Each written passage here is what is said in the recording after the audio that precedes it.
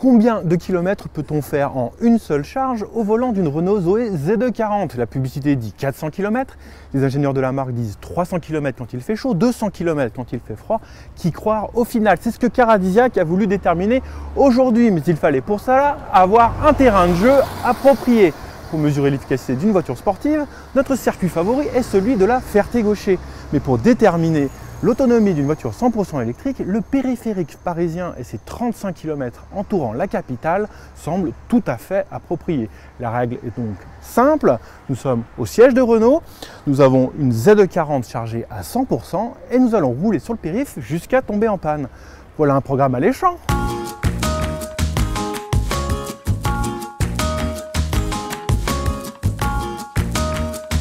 Bien, on est arrivé sur le périph', enfin, on est déjà dans les bouchons, ça c'est sûr, il y a un accident à 2 km. On a eu un petit espoir au tout début.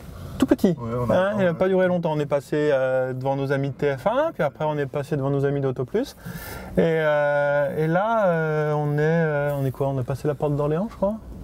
Même pas, je sais pas, je suis déjà paumé. Non, non, pas du tout. Ah, pas du tout? Peut-être si on vient peut-être de la passer puisque le stade Charletti. Tout à fait. C'est la porte d'Orléans. Ouais, parce que c'est une sorte de visite aussi du périphérique ce sujet.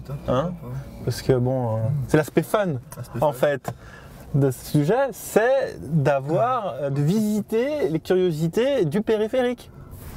Est-ce que tu savais, par exemple, que le périphérique extérieur est un petit peu moins embouteillé que le périphérique intérieur?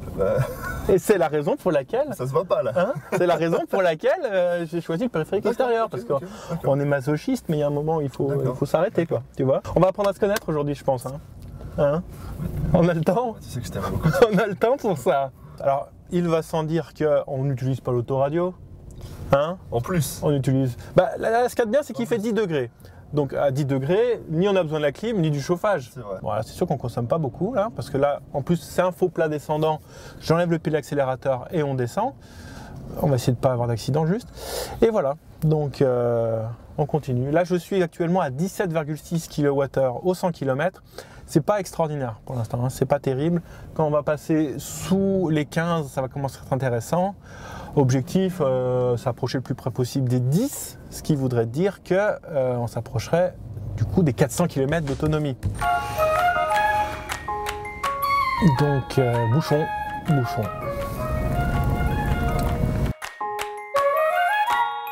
Bien, on va commencer par un petit peu de technique.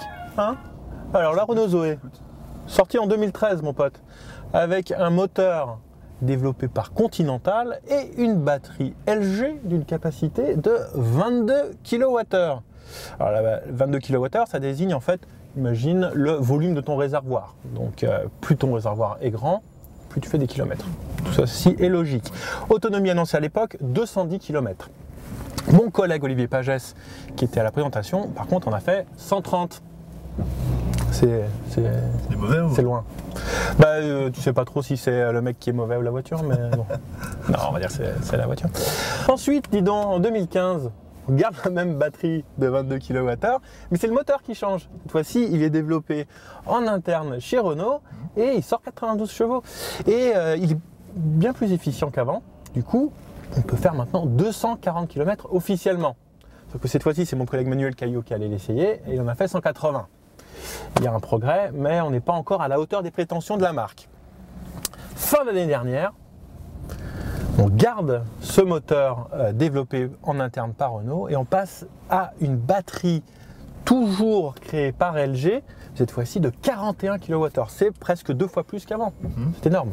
Cette fois-ci, consommation officielle annoncée 403 km. Le double. Ouais, le double, logique. On double la capacité de la batterie, on double l'autonomie. T'as tout compris. Et combien ça fait en vrai? Eh ben, c'est ce qu'on va déterminer aujourd'hui. Et une fois à plat, qu'est-ce qui se passe? On charge. On recharge. La vraie question, c'est en combien de temps? Alors, ça va de 25 heures sur la prise domestique chez toi en 10 ampères et ça peut aller jusqu'à 4h30, donc c'est quand même bien mieux si tu prends une wallbox en triphasé et 16 ampères. Et ça peut être encore mieux, ça peut être en 2h30, 2h40 sur une borne rechargeable publique.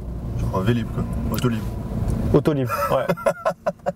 Autolib les autos, Vélib les vélos. Il y a un moyen mnémotechnique.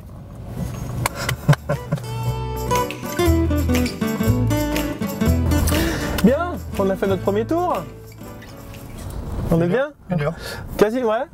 C'est 1 heure. On a fait 40 bornes en fait, pile poil. Un petit point sur la consommation. On est à 12,6 kWh au 100 km. Ça continue de descendre un petit peu. Et ce qui veut dire qu'il y a une autonomie qu'on peut calculer là pour l'instant qui est supérieure à 300 km. Donc ça sent bon pour l'instant. Et là on retombe sur les bouchons du début, exactement les mêmes. Exactement, ceux du sud. Là on est quoi? Vers la porte de Versailles. Absolument. Donc ça va nous accompagner jusqu'à la porte d'Orléans, on le sait. Alors tu vois, ils annoncent une panne à 3000 mètres. Ah, exact. Alors que tout à l'heure, pour le premier tour, on avait un accident à cet endroit-là. Puisque tu en parles, il y a un nombre incalculable de facteurs pour garantir un maximum d'autonomie dans une voiture électrique. Mais il y en a 3 qui sont extrêmement importants. Tout d'abord, il y a la façon de conduire. C'est l'interface volant-siège, le conducteur. Je parle de moi, voilà, exactement. Donc, comme je te le disais, il faut utiliser l'accélérateur avec parcimonie. Mais ça n'est pas tout. Il faut jongler entre inertie, frein et frein moteur pour augmenter au maximum la récupération d'énergie à la décélération. C'est pile ce que tu es en train de faire. Exactement. Deuxième facteur, la température extérieure. Parce qu'il faut savoir que pour avoir une efficacité optimale, la batterie de la voiture électrique doit être maintenue à une température constante et elle l'est par un système de chauffage. Sauf que ce système de chauffage, il consomme de l'électricité. Le système de chauffage dans la batterie? Ouais. Ah. Et Il consomme de l'électricité. il consomme de l'électricité. Et donc son travail est facilité ou compliqué par la température extérieure. Donc en bref, en été, tu as plus d'autonomie, en hiver, tu en as moins. Là, on est fin février, donc on est un peu entre les deux. On a commencé ce matin, il faisait 10 degrés, là il fait 11 degrés. Météo France annonce des pointes jusqu'à 13 degrés cet après-midi. Donc, on est dans la moyenne. Troisième facteur, la vitesse moyenne. Alors c'est très simple, sur une voiture électrique, tu n'as pas de boîte de vitesse, tu n'as pas de compte-tours. Donc, plus tu roules vite, plus tu consommes. Mais après, il y a plein de tout petits facteurs aussi qui ont aussi leur importance, c'est-à-dire l'utilisation que tu as des équipements à bord. GPS, radio, climatisation, chauffage, ça bouffe du jus. Et je peux te dire qu'on ne va pas y toucher aujourd'hui. Okay. Et puis aussi, tu as la monte pneumatique. Grosse roue, gros poids, c'est pas bon pour la consommation. Ça, c'est comme pour une voiture thermique. Et là, on a des jantes de 16 pouces, c'est la monte intermédiaire.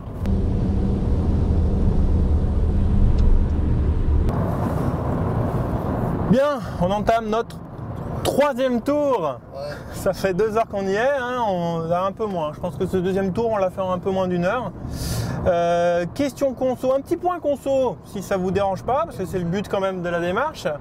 Là, on nous annonce qu'il nous reste 256 km d'autonomie, sachant qu'on en a parcouru 74. Et si je me réfère à la consommation moyenne, elle est de 11,9 kWh, ce qui veut dire qu'avec une batterie qui en fait 41, on peut tabler sur, pour l'instant, pour 340 km, un peu plus de 340 km. Voilà. Par contre, on a bien prévu au niveau nourriture, par exemple, et au niveau boisson. Par contre, il y a certains besoins naturels qu'il va falloir à un moment satisfaire. Donc, va falloir faire quelque chose à un moment. Et qu'est-ce qu'on a en face? À nouveau, les bouchons quand on arrive à la porte de Versailles.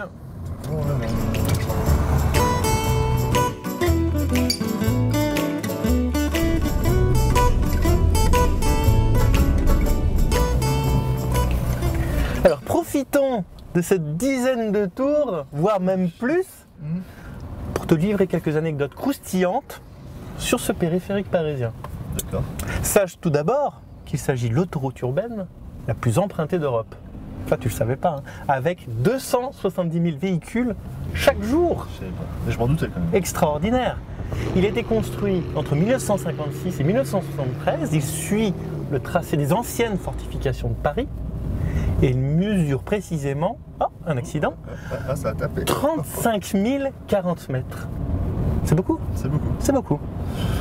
C'est beaucoup. Il passe sous 148 ponts, sur 105 ponts et dans 30 tunnels. Eh ouais, en plein milieu. Et il a une particularité. Et tu ne sais pas laquelle? Bien sûr que non. Je vais le savoir. Contrairement aux autoroutes classiques, la priorité est laissée aux entrants. Ah, exact. Eh, hein? Voilà. Maintenant, le périphérique n'a plus aucun secret pour toi et tu pourras briller dans les soirées mondaines. C'est vrai qu'il aurait plus aucun secret pour moi, ce putain de périphérique. Ah, tu respires beaucoup par contre, hein, donc on va un peu la buée.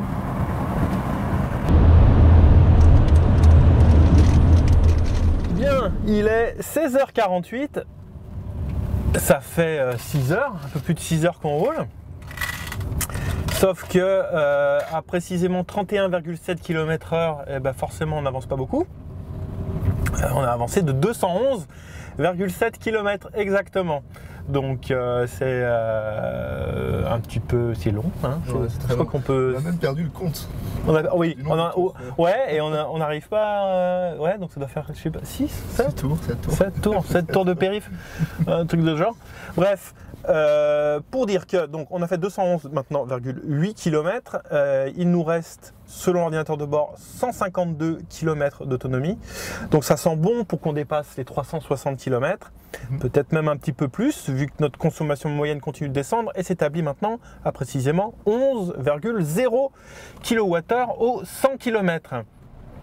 Voilà, donc ça prend beaucoup plus de temps qu'on avait prévu, hein, mais forcément avec une vitesse moyenne pareille et des bouchons, là à partir de 16h49, les bouchons vont commencer à se muscler et on va rouler de plus en plus doucement, donc on est là encore pour un paquet de temps, la nuit va tomber et voilà, mais on continue parce qu'on a une mission à remplir, on la remplira jusqu'au bout. Ah oui, ah, j'en peux plus là. Ah, pareil. Et pourtant j'ai fait exprès de pas boire ce matin. Mais là, il va falloir s'arrêter, on est d'accord? Ah ouais, dès que tu peux. Là, on peut s'arrêter là en fait. Ouais, ok. Ça te va? C'est pas exagéré un peu? Non. Ok, allez on le fait.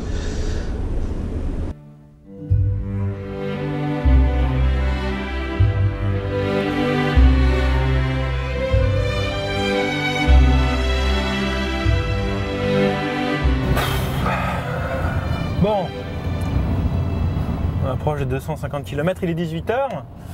Je crois que je vais appeler maman pour lui dire que je serai pas là pour le souper. Hein. Ouais, moi aussi. J'ai encore envie de faire pipi. Ouais, ça va.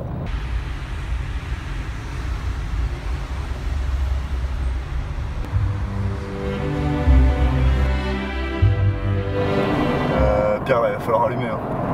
Parce que là, on voit vraiment rien. J'ai fait les essais et on voit rien du tout.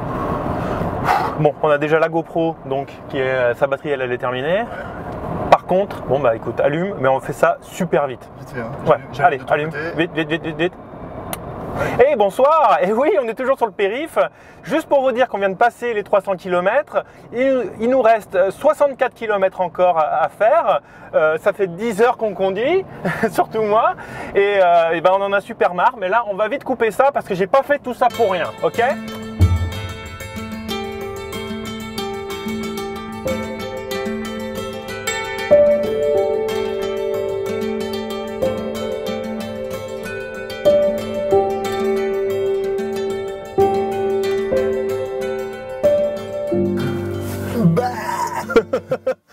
Minuit 27. Après 14 heures, moi dans le siège, toi dans le siège, on est arrivé au bout de cette batterie de Zoé ZE40. Alors, bilan des courses, 393,5 km. C'est vachement bien. C'est pas suffisamment, c'est pas suffisant même en français pour égaler la norme NEDC. Par contre, je pense que avec des jantes de 15 pouces, parce que là on a des jantes optionnelles de 16 pouces, et en été, quand la température est plus chaude, on doit pouvoir atteindre les 400 km et même les dépasser. Est-ce que tu voudras le refaire avec moi en août? Ouais. C'est vrai? Très bien. En attendant, là, on a quitté le périphérique, évidemment, parce qu'on n'avait vraiment pas envie de tomber en panne dessus, surtout à minuit. Du coup, on s'est retrouvé vers Caradisiac, et puis on a fait des tours de pâté de maison. Ça fait 1 heure qu'on en fait, des tours de pâté de maison. Et donc, du coup, on est tombé en panne à juste 20 mètres de l'entrée du parking. Et tomber en panne avec une Zoé, ça veut dire quoi? Ça veut dire d'un coup plus de puissance sous le pied, alors évidemment tout clignote, et puis les vitres électriques ne fonctionnent plus, la direction assistée ne fonctionne plus, et elle ne bouge plus et elle n'avance plus. Ouais. Et on a encore le plafonnier, alors il y a un certain choix, bon, c'est comme ça. Bien, Bruno, alors tu sais dans le monde, il y a 2 catégories de personnes, ceux qui tiennent le volant de la Zoé en panne, et ceux qui poussent. Toi, tu pousses. Ouais, mais je suis content de sortir en même temps. Ouh, allez, battant.